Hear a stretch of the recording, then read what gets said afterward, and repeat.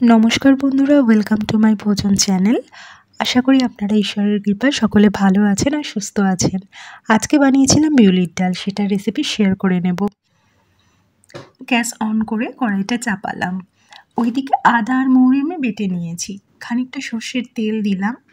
তেল গরম হয়ে গেছে, গোটা জিরে, শুকনো লঙ্কা, হিং ফোড়ন দিয়ে দিয়েছি।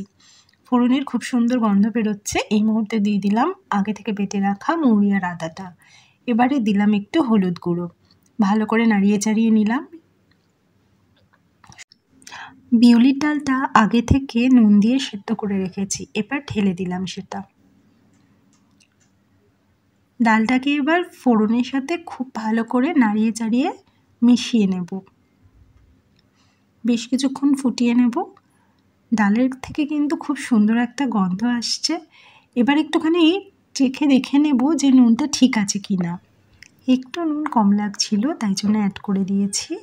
ব্যাস, সবটা মিশিয়ে নেওয়ার পরে এবার বিউলির ডালটা ঢেলে নিলাম। আর নিরামিষের দিনে বিউলির ডালের সাথে আলু পোস্ত হলে কিন্তু খুব ভালোই হয়, কিন্তু আমি আজকে করেছিলাম তিল আলুর তরকারি।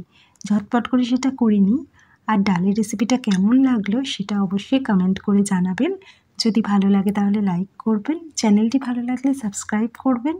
থ্যাঙ্কস ফর ওয়াচিং, পাশে থাকবেন।